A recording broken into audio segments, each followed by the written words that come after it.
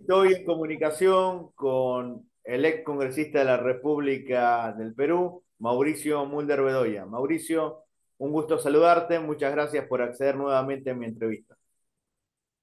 El gusto es mío y aquí estoy a disposición para seguir analizando y contestando las preguntas que hay alrededor de la problemática latinoamericana.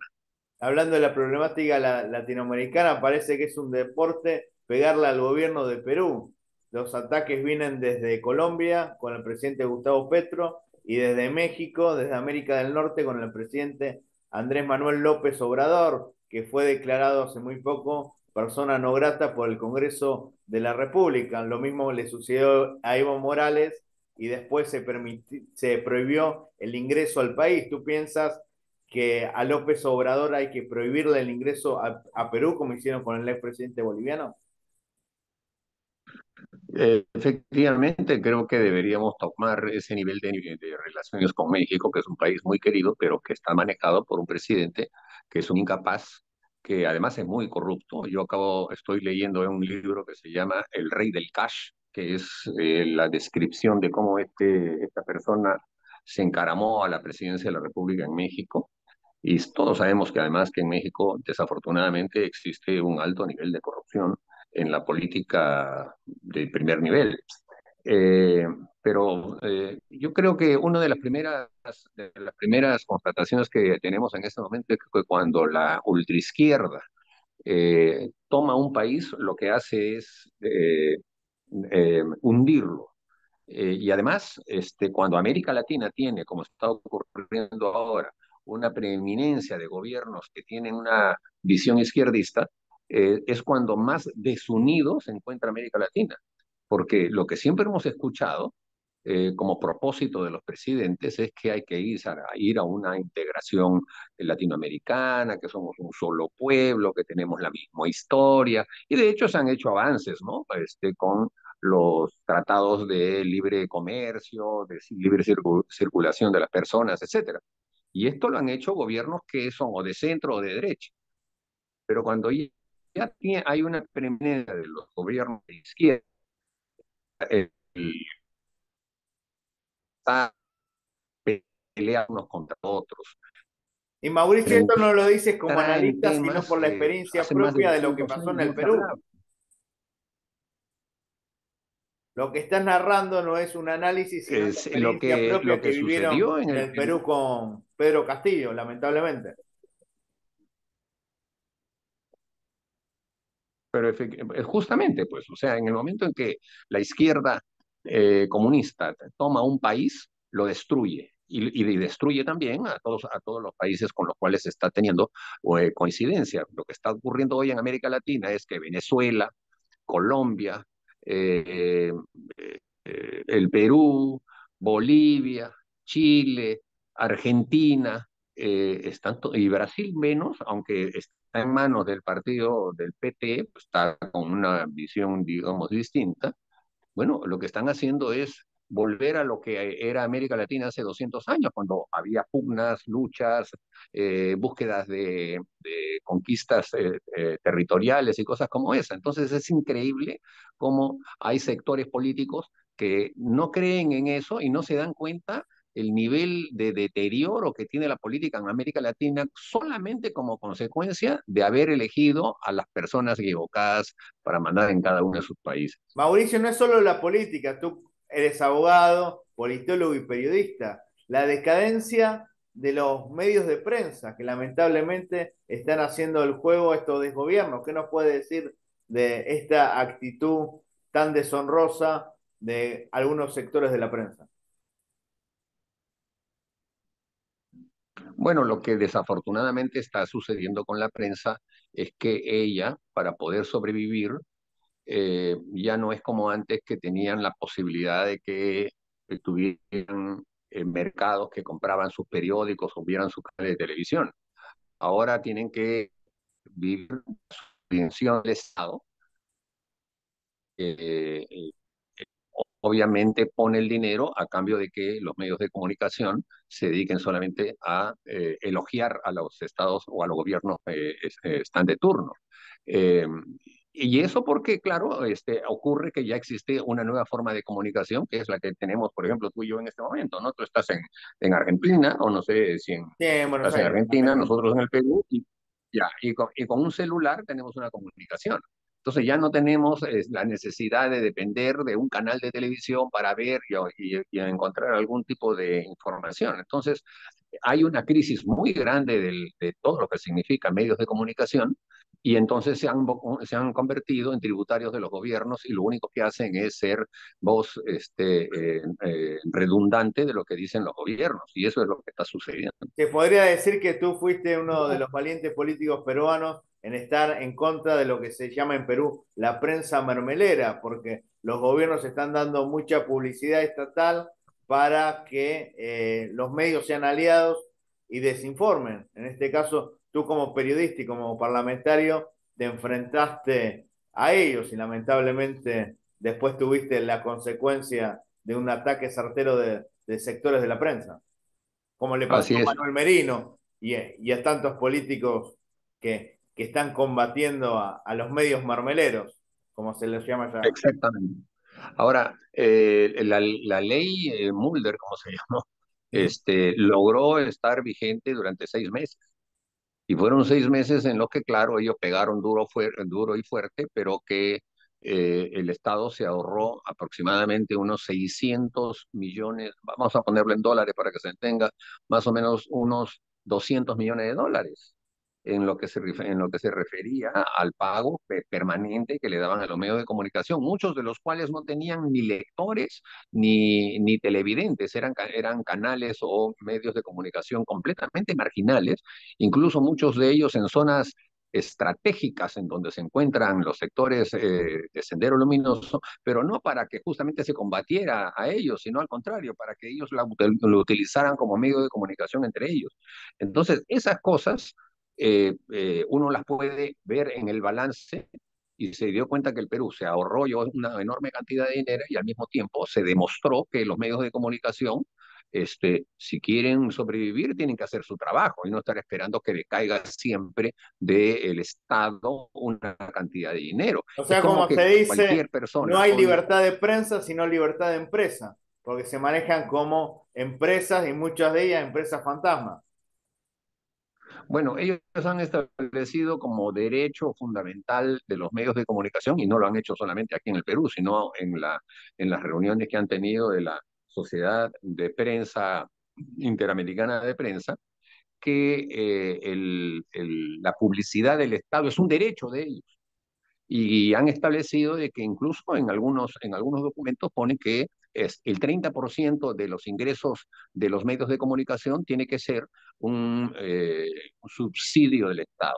O sea, imagínate que tú mañana quieres poner cualquier negocio, quieres vender, no sé, muebles, y entonces tú dices, bueno, pero el 15% de mi negocio me lo compra el Estado. Entonces, así están males. Pero aquí, como son medios de comunicación los que tienen la capacidad de poner a los presidentes en el cielo o en el infierno, entonces una especie de extorsión permanente, ¿no? Una propuesta interesante fue la surgida en la bancada de Creemos en Bolivia, y la proyectista fue la diputada Tatiana Áñez, que es que el Estado boliviano le retire la condecoración al golpista peruano Pedro Castillo. A 3 meses de asumido Castillo, el presidente Luis Arce Catacora le entregó a Castillo la Orden del Cóndor en grado de Gran Collar. ¿Tú qué piensas de esta buena propuesta de la diputada Áñez de retirarle la condecoración al golpista peruano Pedro Castillo? ¿Cómo se puede condecorar y mantener la condecoración a alguien que atentó contra las instituciones y la democracia? Bueno, ojalá pueda haber en Bolivia la fuerza suficiente para que se logre ese retiro, porque es una vergüenza lo que el presidente Arce hizo. Y claro, todo en combinación pues con sus comilitones como el señor Maduro, ¿no? El señor Petro, etcétera, que tienen la visión la misión, digo yo, mejor, de destruir la capacidad de entendimiento en América Latina y llevar a todos los países de América Latina por por la vía del castrochavismo. Y eso es justamente el momento que estamos viviendo en América Latina. Estamos en el medio de una lucha larga para poder erradicar a los comunistas del poder en América Latina, porque si esto sigue así, vamos a tener un retroceso muy grande, en lo económico ya se está viendo, el caso de Argentina, incluido Chile, por ejemplo, que Chile era toda la vida era el país ejemplo del crecimiento económico, ahora ya está llegando a niveles muy parecidos a los de Argentina, que son un desastre. En el caso de Colombia, sabemos que el narcotráfico tiene una preeminencia absolutamente y total, y además es un narcoestado, como se puede decir, y en el caso de Venezuela, pues ni qué decir, ¿no? De todas las cosas que suceden en ese momento. Entonces, nuestra lucha está justamente en eso, para que más tarde no se enquisten en el poder todos estos grupos, porque una de las primeras cosas que hacen es que una que llegan al poder ya no lo saca nadie, y eso se tiene que evitar.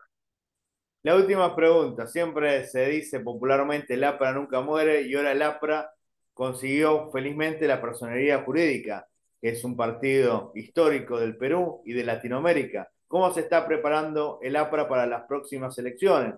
Porque siempre se habla de tres personas, que está bien que se hablen de Jorge del Castillo, de Mercedes Cabanilla y de ti, pero se necesita también el aporte de los nuevos cuadros, de la juventud. ¿Cómo está trabajando el APRA para unir jóvenes con gente de experiencia como ustedes y cómo se está preparando para las próximas elecciones que van a venir en el 2026?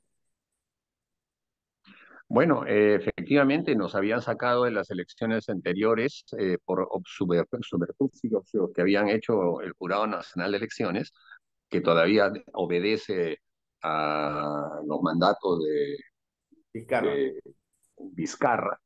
Entonces es evidente que para nosotros ha sido todo encuesta hacia arriba. Logramos cumplir con una enorme cantidad de requisitos de carácter burocrático que se han establecido. Hay que decir que en el Perú se ha destruido el sistema de partidos políticos justamente por el Vizcarrato, con la idea de que los partidos son prácticamente entidades paraestatales. Es decir, el Estado tiene derecho de ver la vida interna de los partidos políticos, dirime cuando hay un tema de discusión, dirime cuando, por ejemplo, a una persona se le va a castigar o se le va a expulsar, etcétera, que son cosas naturales de la vida política, ya son como entes absolutamente paraestatales y no pueden decidir por sí mismos cómo manejan su estructura. Pero a pesar de todo eso, hacemos el esfuerzo permanente de ir rompiendo con ese estado de cosas, porque la creación de un partido político es un derecho fundamental, está en casi todas las constituciones de los países democráticos, pero aquí en el Perú la han transformado al punto de decir de que la mayoría de los partidos están imputados de ser organizaciones criminales. Bueno, nosotros estamos ahora en un trabajo político y sobre todo con los jóvenes. Sabemos que los de nuestra generación ya estamos en el punto de decir, bueno, que entre una nueva generación y como tú has dicho, ojalá haya elecciones el año 26, ya no va a haber seguramente inmediatas como algunos lo querían, o el 24 o el 25, va a tener que ser hasta el año 26 y eso nos va a dar tiempo para que nuestros cuadros políticos estén preparados y podamos ganar esas elecciones. Y aparte, independientemente que creo que tú coincides conmigo, no nos guste la señora Boluarte, es la presidenta constitucional porque era la vicepresidenta y asumió y tiene que terminar el mandato.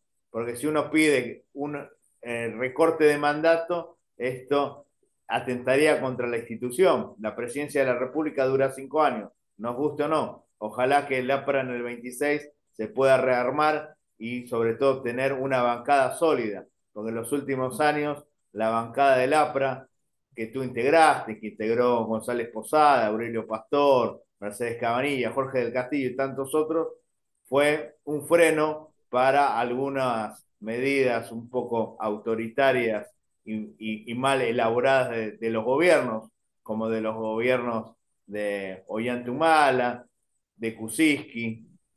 Así que es importante que se consolide una sólida bancada y, ¿por qué no, la presidencia de la República? ¿Quién puede ser candidato a presidente?